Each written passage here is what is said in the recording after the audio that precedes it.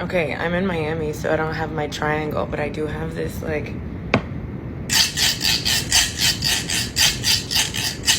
Welcome to part 1, Mariah Carey and Luis Fonsi. ¿Cómo se llama esto? Como un cuiro. Whatever. Okay, part 1. Oye, que también tengo esto. Okay, part 1. And as always, my sweet baby angel, Olive, helped me with this. I could not do this without you, Olive. Adore you. We're gonna do the astrology, okay? Luis Miguel is an Aries sun. Virgo moon, Capricorn rising. Mariah is an Aries sun. Moon in Scorpio, Capricorn rising. I think a pretty compatible chart, a very sexy coupling. Now for a little bit of context. It cannot be stated enough that when they met, they were extremely, extremely successful. Like, one could even argue the height of their careers. However, the emancipation of Mimi came out in 2005. Chef's kiss. In 1998, Mariah had just finished a world tour for her album, which had something insane like 13 number ones, including the song from The Prince of Egypt. The Prince of Egypt, When You Believe, featuring Whitney Houston. Oh my God, so good, so good, so good. She was also given an award for the best-selling artist of the 90s. In only 8 years in her career, she sold 85 million copies. That's an insane. And then Luis Miguel is known as El Sol de Mexico, like the sun of Mexico, like the sun, not like the sun, you know? He won his first Grammy when he was 15 in 1985. And he's the youngest Latino artist to win one. By the time they met, he was the first Latin artist to sell out Madison Square Garden. He sold tens of millions of albums. He's duetted with people like Frank Sinatra. And he's definitely a solidified legend in the Latino space. And I hope also in the Anglo-Saxon space. So these two singers meet in Aspen. Mariah loves Aspen. December of 1998. She was in the process of divorcing Tommy Mottola. Tefi, who is Tommy Mottola? That's an insane question, but I'll tell you. So Tommy Mottola was the head of Columbia Records. He is 20 years older than Mariah, and they met when she was 18. When she was 18, her unnamed demo was slipped to Tommy Mottola. Part 2, Mariah and Luis Miguel, but we are doing a little context about Tommy Mottola, the head of Columbia Records. I was in a relationship with Mariah Carey for like a decade, very much controlled her life. In 1990, he hears her voice, tracks her down for weeks, is like, oh my God, this is the best voice I've ever heard. And I believe it. She signs a contract and he announces he's divorcing his wife of 19 years. And Mariah Carey's 18 and he's 38. She releases her self-titled album. She has 4 singles that hit number 1, and she's like the first artist since the Jackson 5 to do that. Sells 15 million records. She wins 2 Grammys. She comes out with 2 more albums with Tommy Mottola. In 1993, she marries him. She's 23. He's 43. She is inspired by Princess Diana's wedding. She tries to get a replica. I mean, the wedding's beautiful. The train is so long. It's in St. Patrick's Cathedral in Manhattan. Iconic. She's inspired by Princess Diana. It's a huge, huge, huge, I don't know why I cut it off there, wedding. Her dress was $25K. Vera Wang. In Mariah Carey's memoir, she says this: you might want to picture a child bride, Carey reflected on her wedding. There was a conscious effort to keep me this all-American, whatever that means, girl. It was very controlled. There was no freedom for me as a human being. It was almost like being a prisoner. No one saw me on the honeymoon running down the beach, miserable, crying, and alone. And she's also said that she still has nightmares about this relationship. Tommy Mottola has also admitted that he was obsessive about Mariah Carey and very controlling. Actually, when they broke up, rumor has it that he wanted to end her career and was looking for somebody else to take her spot, and he signed a Jennifer Lopez. And that's why Mariah Carey said, I don't know her, because for one of J-Lo's tracks, they took like the same kind of melody from like Loverboy, I think, and Mariah Carey was angry about it. And I understand why, but That's a whole other series, baby. And now we're back. Okay, so now we know that Mariah Carey, she's going through this divorce with this person that she felt imprisoned to, but also was very much controlling her career and her dreams, and was also her husband and very, very powerful in the music industry. So her realtor that helped her find a house in Aspen actually set these two up. So the realtor talks to Mariah's people and says, oh, Luis wants to throw Mariah a private dinner. And then he tells Luis's people, Mariah Carey really wants to meet you. Lies. Maybe they both needed como a little bit of ego petting to meet each other, and that's okay. Part 3, Mariah Carey, Luis Miguel, and we're at the first date, right? So the realtor sets them up, tells each other's teams that they each want to meet each other and that they like are fans of each other, whatever. Mariah Carey writes this, okay? Our first date was at a restaurant and it was hardly a date for me. I was like, who is this guy? He was drinking a lot and his hair was blown out all over the place. I think of like the 90s, like novela, Latin soap opera hair. I see it. You see it. I see it. But a small part of me was intrigued. He had an undeniable, passionate flair. Latinos. We do that. I could see the potential for an adventure in him, though he needed to smooth the hair down first. Parentheses. I did that for him and Tommy, by the way. Smooth their hair, figure it out, you know. Hairdressing 101. 500 hours. Shady, and I love it. She said, I made him cute. Okay. Mariah Carey says she does not have a good time on the date, even though she's a little intrigued. Mariah continues, after we both had a few drinks and an awkward dinner, I still couldn't get rid of him. I am obsessed with her. She's just... I went to my nephew Sean's room and told him, Sean, you got to come help me figure this out. I had just met this guy and he was drunk off his ass.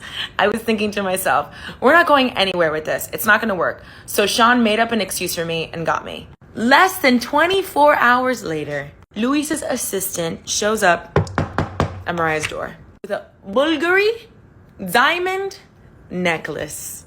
And Mariah says, I was surprised and yes, impressed, but I knew to be cautious. I soon learned that this was his way. He was an authentic, over-the-top Latin lover. For real. I'm so glad that when Mariah takes a Latin lover, she gets a diamond necklace and I get all of their anger issues. Let's continue. So these two were very, very private about their relationship, but the only thing the public could really grasp onto was the extravagance in their relationship. And we have known Mimi for many a year, and we know if there's one thing that she does is extravagance. And I love it for her. Here they are in Paris in 1999. Mariah's also said that she found comfort in Luis Miguel because she understood her life in a way that many people didn't and the level of fame that she was at. She said in an interview, I'm really actually very happy in a relationship right now with someone who's an entertainer, a very big Latin superstar. You better say it, Mariah. You better rep your man. He's not nobody, he's somebody. His name is Luis Miguel and he's great. He's so secure with himself. And also, I'm sure that she loved that he was not CEO of her music label. Part 4, Mariah and Luis. I keep wanting to say Luis Fonsi, which is so weird. So this couple was very, very extravagant. I'm going to read you a part of Mariah Carey's autobiography. He didn't hold back his material displays of adoration. His dramatic, romantic gestures spoke to the eternally 12-year-old girl in me because they were really like something you saw in the movies. He would fill her private jet, with roses. For Christmas, Mariah Carey had previously teased him for not having a hot tub. We love a soak. I get it. So he surprised her with a planetarium type hot tub that you could swim into. Very high tech. She went to Acapulco a lot with him. Listen to this. He had a phenomenal house on a piece of pristine Acapulco beach with real pink flamingos. Girl, you should go to the Metro Zoo. His mansion was majestic with dramatic carved wooden doors and porches and balconies everywhere. He would often have a full mariachi band serenading us while we had dinner outside on a warm Mexican evening. Yo me muero. The song, Thank God I Found You, was released in 1999, and it was for Luis. And in the liner notes of her album, she even included like a Spanish dedication to him. Should we watch a little of the video? You know, I love a clip. Did you see the young Nick Lachey in 19 Degrees? And that guy Joe, Mighty, you do not know me, but I know you very well. Let me tell you that Mighty, you know what I'm talking about? Stutter, hello.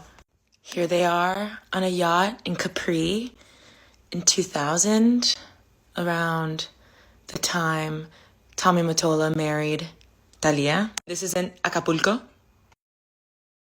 Part 5, Mariah and Luis. So in the summer of 2001, Mariah Carey suffers some mental health issues. I think we all remember when she went on TRL and she did like a striptease or something. That was in 2001. You got J-Lo, and that was Unreal remix. Come on and love me. I just realized she started singing Lover Boy when he said J-Lo. Is that on purpose? Is that because of the beef?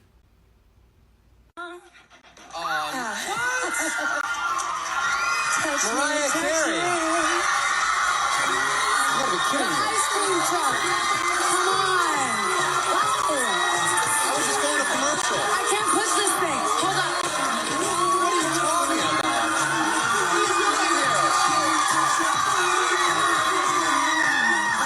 here? Hugging Mariah Carey, I would do the same. I would do the same as that girl. Like, absolutely.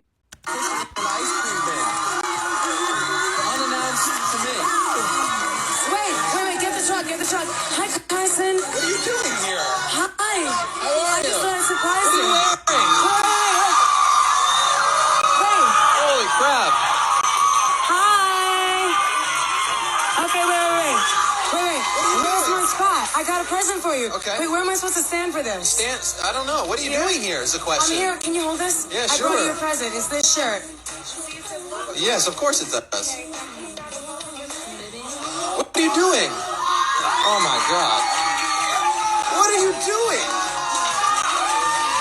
Right. And people lost their minds for that. People lost their minds. I always like to go back to that clip just to remind people, because people are like, do you remember when she stripped on TRL? I'm like, have you seen that clip?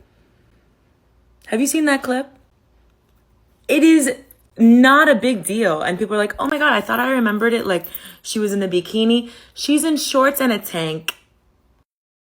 Part 6, Mariah Carey, Luis Miguel. Let me just say, there are so many pictures upon pictures upon pictures of them yachting.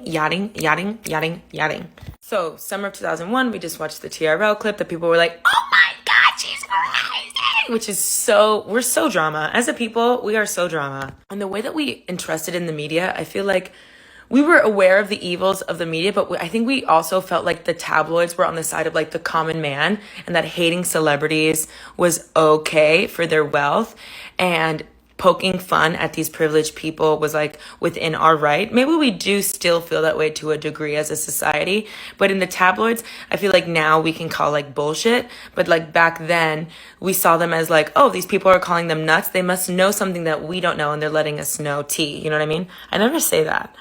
They're letting us in the know. The day before she checked into like a Westchester treatment facility, she posted this like really cryptic audio to her official website.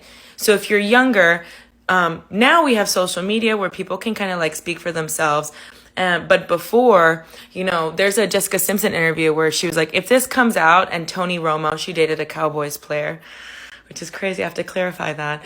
But they broke up, right? And 6 months later, a magazine came out, because it was from before, saying, if this comes out and me and Tony have broken up, I still love Tony. So everything was like kind of delayed.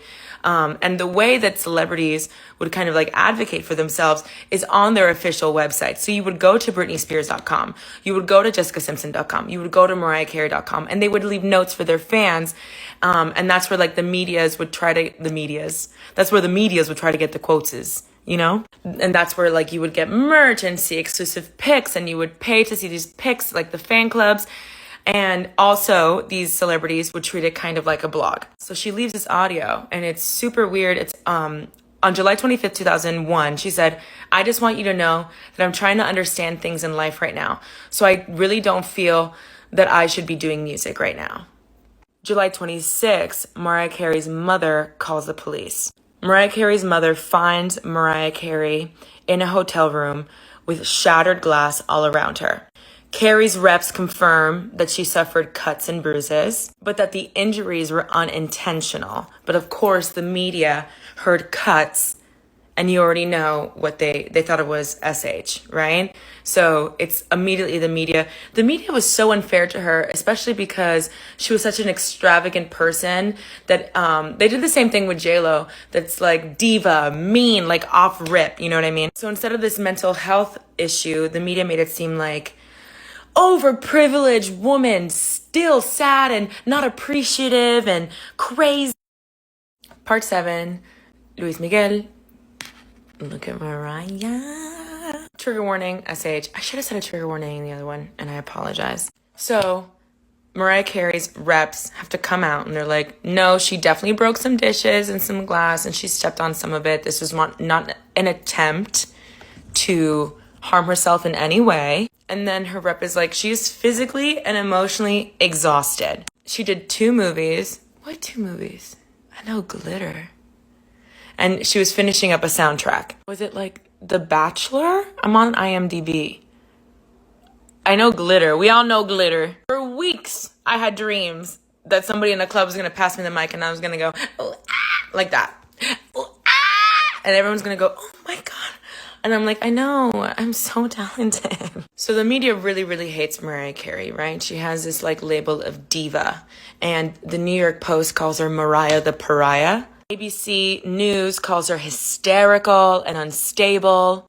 And all of these different tabloids. Look, my mom's cat is here. Look. Who was it? What would I sing? Oh, all these tabloids had these headlines like, Mariah and another tantrum. All the while, Mariah Carey is in this treatment center, right? And reportedly, Luis Miguel does not come see her, but instead of seeing her, would call her manager and like check up on her, which for me feels like minimal effort here. And during this time, there were like many conflicting reports that Mariah and Luis had broken up. Some people were like, yeah, it's absolutely over. And other people were like, no, it's not over. But maybe it wasn't over because he wasn't calling her to let her know it was over. Unfortunately, I have been a victim of this as well. How many times have I been like, I'm fighting with this guy, but he doesn't know that we're fighting because I haven't had the opportunity to ignore his text. Like, once he texts me and I ignore it, then he'll know. But right now, he doesn't know that we're fighting. And apparently, like, Luis Miguel's team heard that she was trying to get with Marshall, with Eminem. Even in her biography, she hardly touches on her mental health. She writes this. He'd been through a lot and lost his mother at a very young age. From what I've been told, his father was very difficult and controlling. Yeah. I tried my best to support him emotionally, but I was going through my own shit. And it got to a point where I could no longer deal with it. We were not helping each other heal. At his best, Luis was generous, spontaneous, and passionate. But at his worst, he was erratic and anxious. And Part 8, Luis Miguel and Mariah Carey. So it cut me off at her quote about Luis. Okay, so we were not helping each other heal. At his best, Luis was generous, spontaneous, and passionate. But at his worst, he was erratic and anxious and had a dark cloud hanging over his head.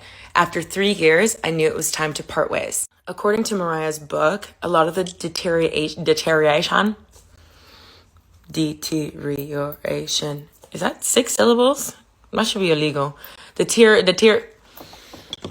According to Mariah, the reason they broke up was their lifestyles. Jeez. So Luis Miguel was raised in a very strict Catholic household. He wore suits on stage. He was a pretty formal guy. And Mariah was more of an off-the-cuff, more of a risky fashion taker, wearer, more of a fashion girl, you know what I mean? Very trendy. And I'm just gonna say it. She was entering the hip hop scene. She was cooler. She was cooler than him. I'm not saying he's not cool, but she's cooler than him. We can agree. Come on.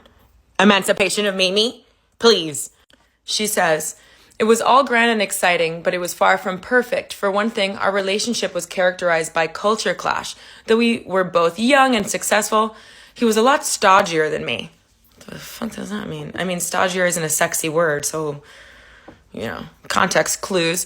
Our friends were total opposites. His were more conservative, serious, uptight, and boring. I picture, businessmen. Like Latino businessmen, you know what I mean? And mine were popping around.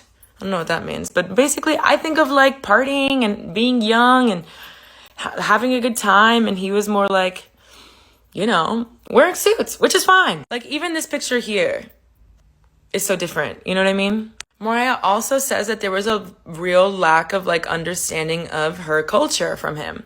She wrote this. We'd have these arguments and I'd explain, no, when your dad is black, it makes you black. So you're going to have to accept that about me. But in his mind, I didn't look black, so I wasn't. For him, it was simply skin deep. It was too difficult to explain that for Americans. It's much more complicated, I think, for him. It was the easier, the better. So he just kind of took her for face value, which is so hard to explain to someone your identity. So Mariah does talk about how difficult it was for her to find her own identity. Even her former publicist said, Mariah wants to understand Luis's language as well as his culture. They're together a lot in Acapulco, and I think that she really wants to learn Spanish.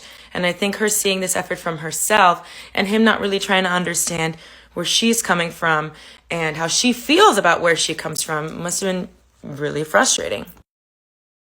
Part 9, Mariah and Luis Miguel. Infidelity was also a character in this play. So apparently Luis caught wind of some rumors that while Mariah was away trying to get better in rehab, that she was still simultaneously trying to woo Eminem. But why is he so obsessed with her? She just wants to know, But since this is kind of the timeline is a little muddy, so we don't really know if this is necessarily cheating. In 2002, Eminem did this interview with NBC, excuse me, the wrong BC. The Mariah thing, yeah, that's true. Those rumors are true, and I'm not going to deny them. We had somewhat of a relationship. And he later said that they dated for 6 months, but Mariah denies everything. And she says that she didn't really know him. She released this statement in musical form. Finally found a girl that you couldn't impress. Last man on the earth. Still couldn't hit this. You're delusional. You're delusional. Boy, you're losing your mind. It's confusing, yo. You're confused, Why are you wasting my time? Spoken word. Got you all fired up with your Napoleon complex. How tall is Eminem? He's 5'8". Okay, checks out. See you right through you like you're bathing in Windex. Poetry. Boy, why are you so obsessed with me? Luis was with Sofia Vergara before he dated Mariah. Apparently they started hooking up around 1995, on and off. And Mariah had told friends while she was with Luis Miguel, when Luis is kissing me, I keep thinking he's suddenly going to say Sofia's name instead of mine. Listen to this. In 2000, Luis Miguel came to Miami without Mariah and stayed at his own private boat to keep away from the press and paparazzi. The staff from El Gordo y la Flaca, Lily Estefan in the house, somehow managed to place a hidden camera around the area the boat was parked. After 1 or 2 days, a black limo pulls up at 12 a.m. Why not say midnight? That's just me. But before the person inside came out, one of Luis Miguel's bodyguards looked around to make sure, that no one was watching. Finally, about 5 minutes later, the bodyguard opens the door, and to everyone's surprise, who steps out? Sofia Vergara, dressed in all black and fixing her hair before she gets on the small boat that would take her to meet Luis Miguel on his yacht. Luis Miguel and Sofia went out before and are now known to be very, very good friends. Oh, I'm sure they're such good friends. In December 2001, Luis and Sofia are spotted together again. Part 10, Mariah Carey and Luis Miguel. Even as I'm talking about this relationship, it's still crazy to me. You know what I mean? Like, it makes sense in theory, but the simulation is just a crazy place. In 2003, they were spotted again in Aspen, and many people, reported, could they be back together? But both of them deny it. However, when she was a judge on American Idol, somebody sang Luis Miguel in 2018. I believe it was Luis Miguel's former manager did an interview where he said Mariah Carey was the great love of Luis Miguel's life. I'll read it to you. Recientemente, Miguel Polo Martínez, ex-manager de Luis Miguel, dijo en entrevista con Los Ángeles de la Mañana que Mariah Carey fue el gran amor del mexicano. Aunque la historia de ella no aparece en la serie, como si lo hacen las de Mariana Yazbek e Isabela Camil, esta nueva declaración hizo recordar a los fanáticos aquella relación que empezó en 1998 y que terminó en el 2001. So basically he's doing like a series about his life. And although they don't touch on him and Mariah Carey, the relationship from 1998 to 2001, the manager said that Mariah Carey was the great love of his life. Hi, Mariah, call him. Let's just see. Call him.